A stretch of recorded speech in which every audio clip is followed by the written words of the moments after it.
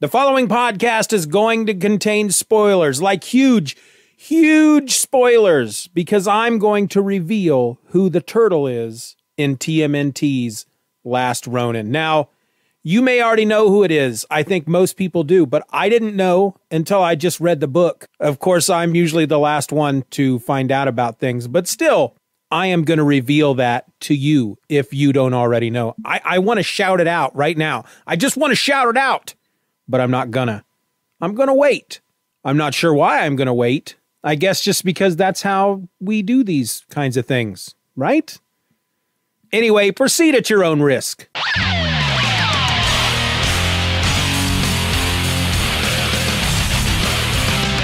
Hello and welcome to another episode of Just Another Fanboy. I'm your host, Steven, and I've got a newer issue to talk about this time, folks. I don't normally talk about a lot of new issues because I don't buy new comics. Really, every once in a while, I will take what the lovely people over on my Patreon throw my way because I don't know why they give me money. They just do, and I'm not going to stop them. I'm not going to try to dissuade them from doing so.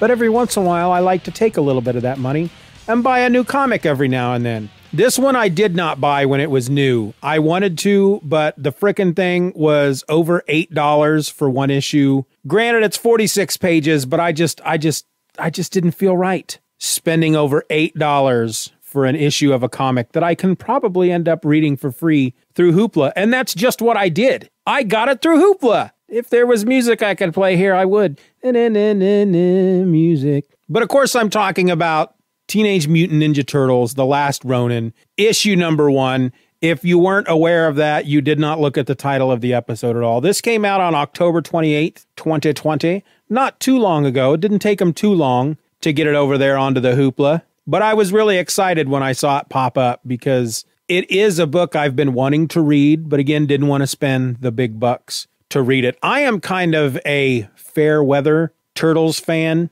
I did buy some of the books back in the 80s when they were coming out. I was not one of these folks that jumped on board once the first issue came out. I didn't discover them until, I don't know how far into the run it was, but I know that I had heard of the Turtles long before the cartoon and the movies, and I was picking up a lot of the books that I would pick up back in the day were the Tales of the TMNT, which seemed to be a lot more fun. They had other artists and other creators working on the stories, and they were a bit more, I don't want to say mature, because that always makes you think of mature, wink, wink.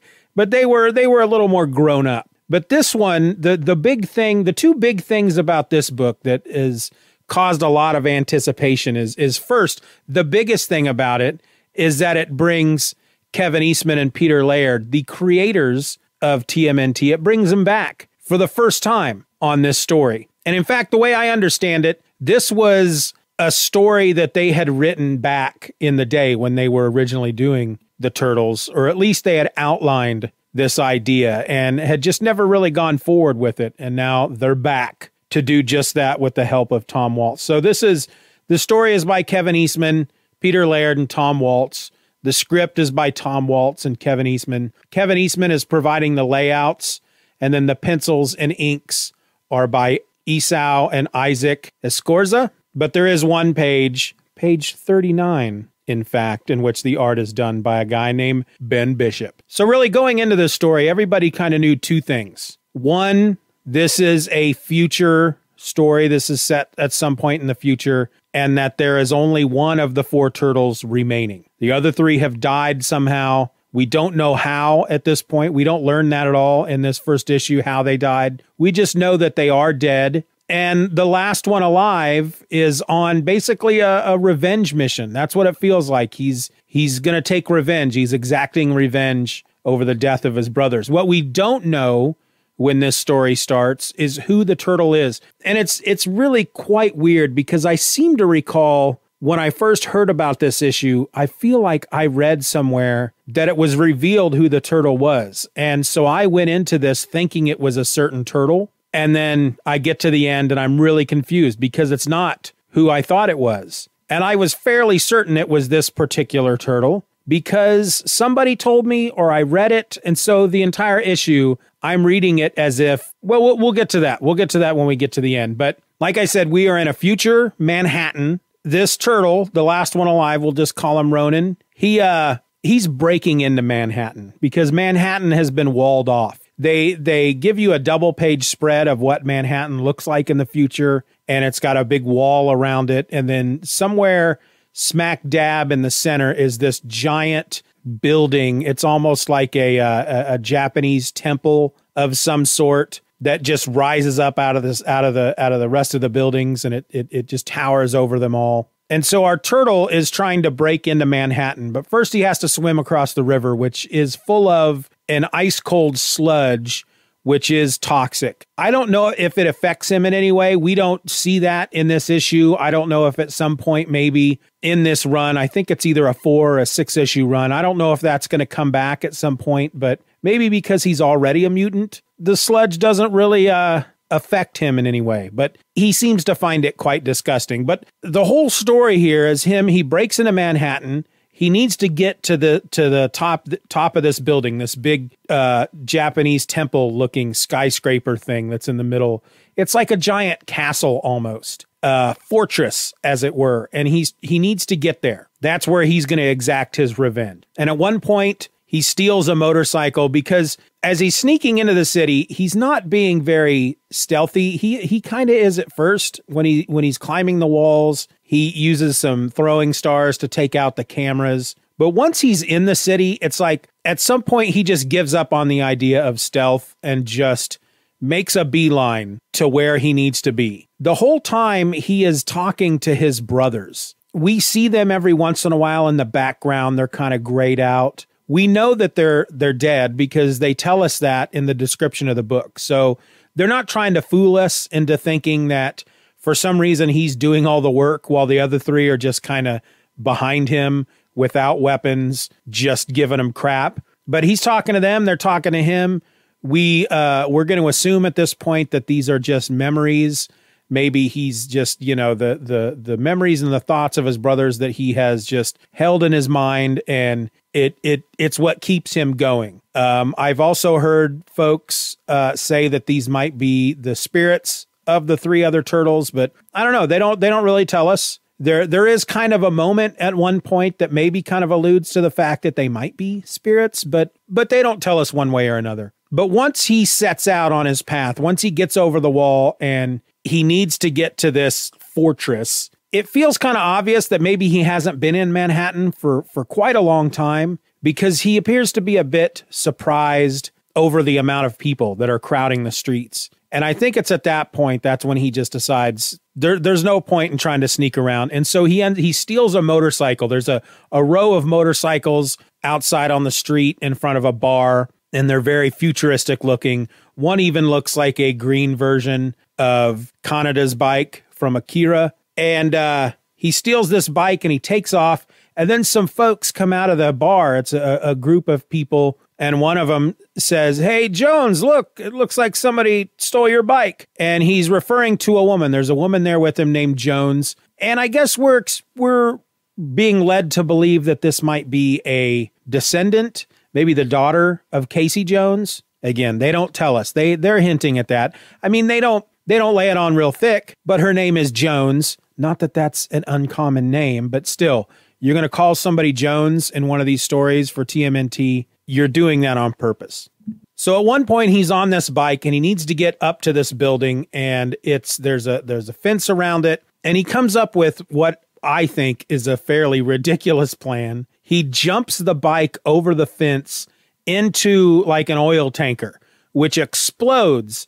And the percussive blast of the explosion pushes him up into the air onto the building. And again, I find that ridiculous. Anybody that's going to go, let's see, I need to get up there that's very high. And I think the best way to do that is to cause an explosion beneath me. Because obviously an explosion is not going to hurt me. It's just going to push me forward. That's what explosions do. There's never shrapnel or fire or anything like that in an explosion that might rip me into shreds. So I think that's what I'm going to try. And because it's a comic book, and because he's a mutant ninja turtle, it is successful. And he gets up onto this building, and what ends up happening is, as he climbs up higher, he finds that he is under a manhole cover. And kind of like any futuristic city, we find that the people on the ground are poor, and the higher up you go, higher up in the sky, up the buildings, there's different levels to the city, and each level you get to,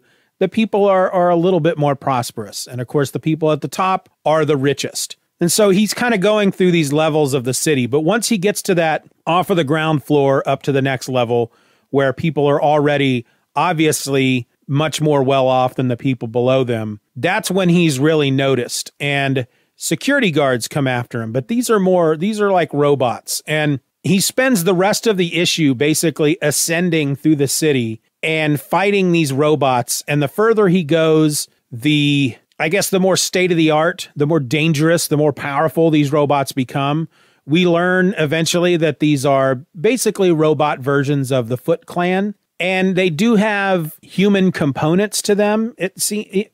At one point, one of the first ones he destroys, he cuts its head off, and it's obviously a robot head, but the mask cracks open, and there is part of a human face underneath it. So that was kind of weird. But this guy, this turtle, he's like a one-man frickin' wrecking crew. He just keeps encountering more and more of these robots, and he's just taking them out.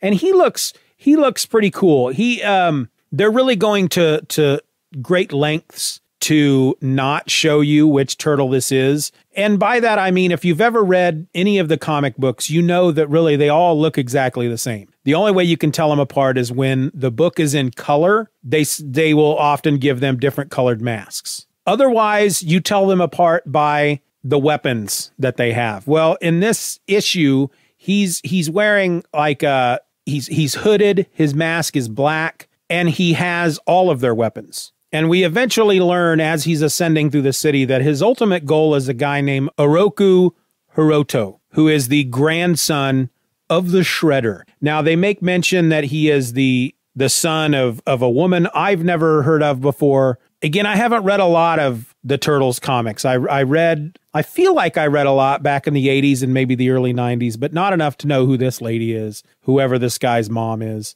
But as he gets closer and closer to this guy learns that there's somebody out there coming for him, and he's sending more and more of these robots, and he's telling them that lethal force is authorized, and he is obviously he's in charge of Manhattan. At the least, we don't know how far his empire stretches, but he, at the very least, is the guy in charge of Manhattan. He's the guy that's living at the top of this fortress. And for some reason, he's living with a bunch of crows.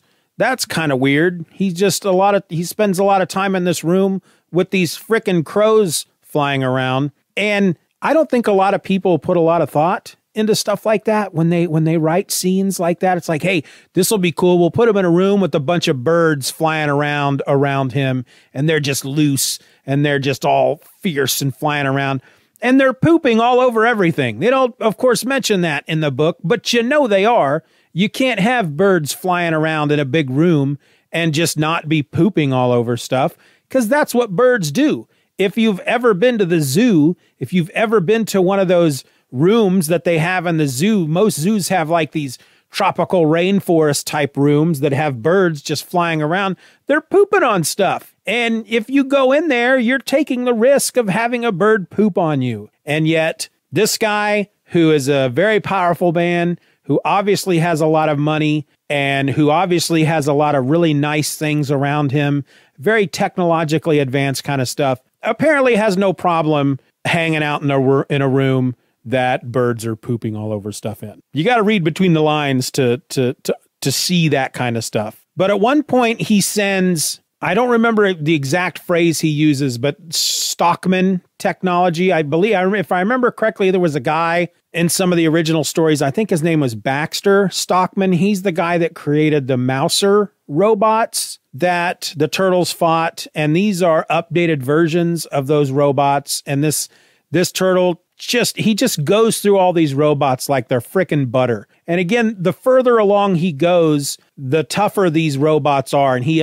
eventually reaches the point where he's up against these two robots that he refers to as elite ninja. And he actually goes up against these two robots before the bad guy sends out the Stockman tech against him, because that ends up being the one thing that stops him, because he gets through all these robot ninjas, all the robot Foot Clan soldiers, and these robot mousers come after him, and there's small ones that he takes out with these EMP charges, but then there's a large one that is about his size, and as they're fighting, they both go crashing out this window that's way up on the top floor, and he falls to the ground. And he's very injured at this point. He can't really go on, and he ends up just kind of staggering away. He goes down into the sewers to escape. We see this girl, Jones, again, whose motorcycle he stole. She sees where he goes off to, but she lies to the cops or the foot soldiers or whoever they are,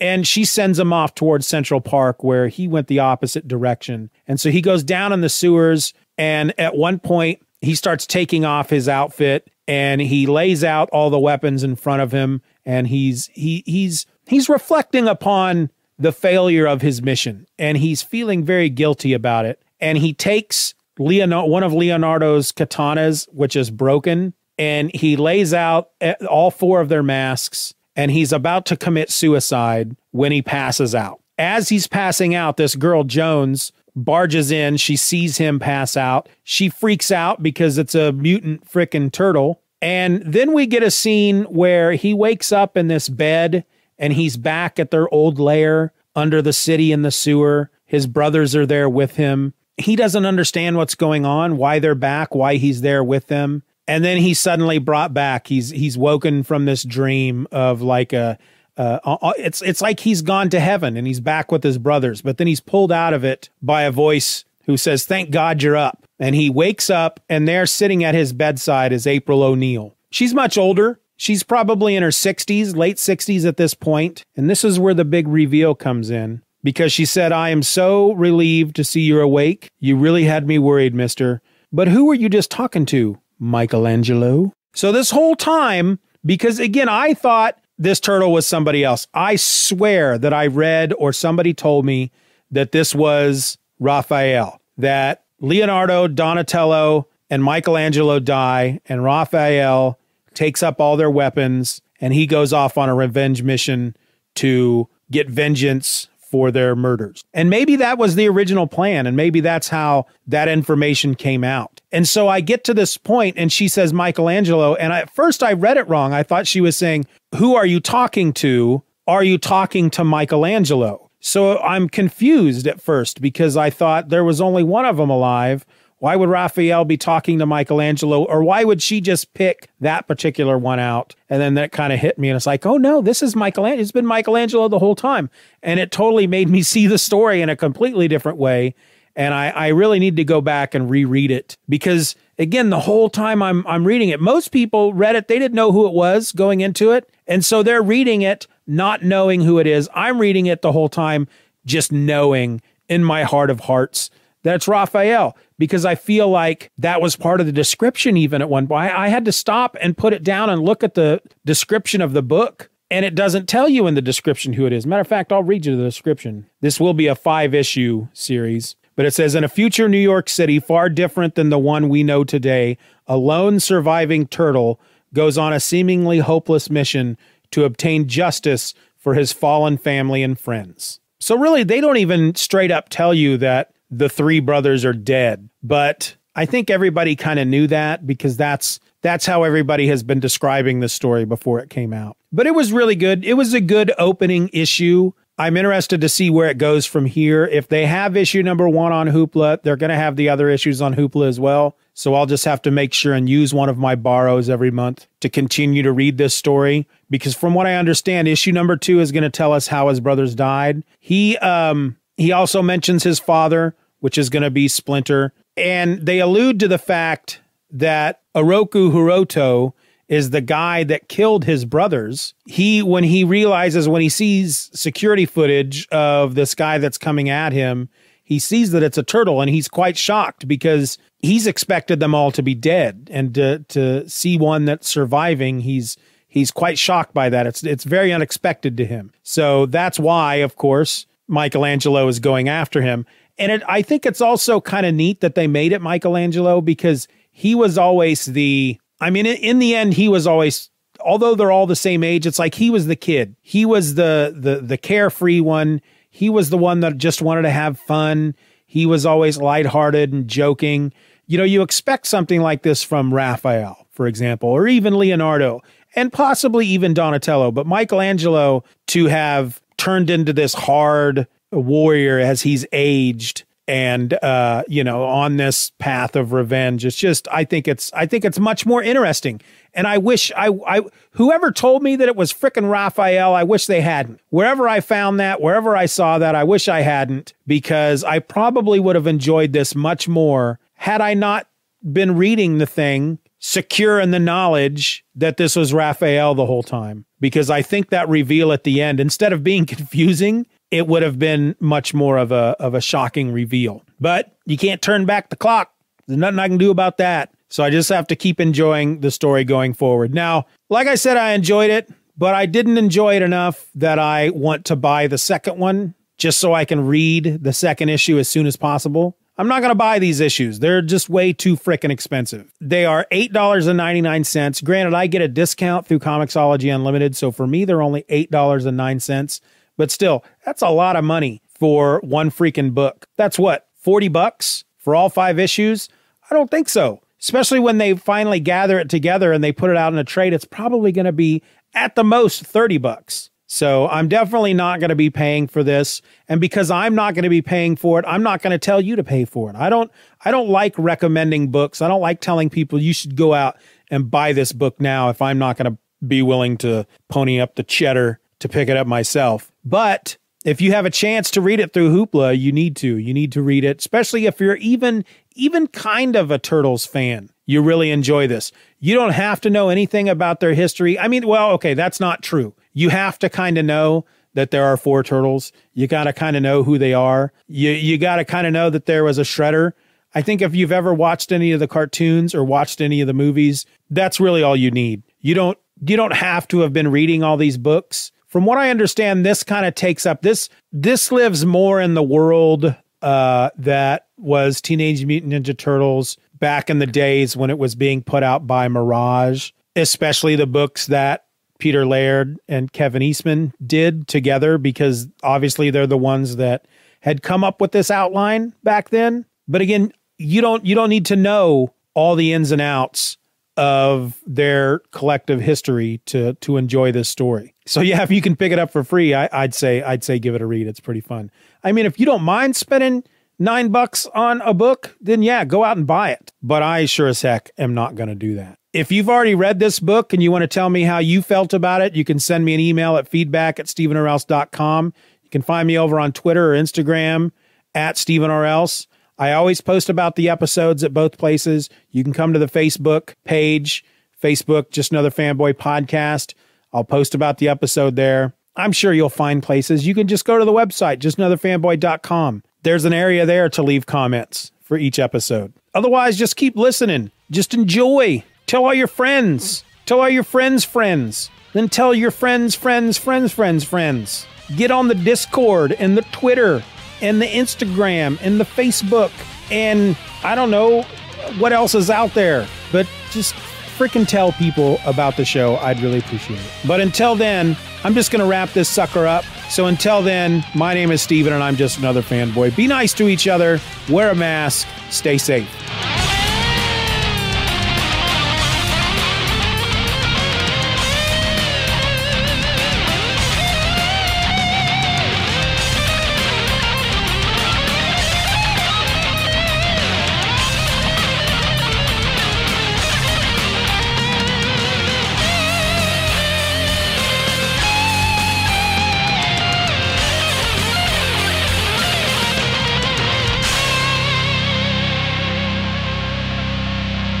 Bye-bye, Daddy. Bye-bye, Daddy.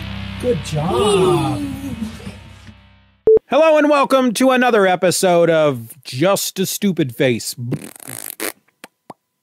I almost said my other podcast. That's why I did the funny noises. Hello and welcome to another episode of Just Another Fanboy. That would make me Steven. I don't know why it would make me Steven, but I seem to be the only one doing a podcast called Just Another Fanboy. I really have no other thing to say. Sometimes it's hard.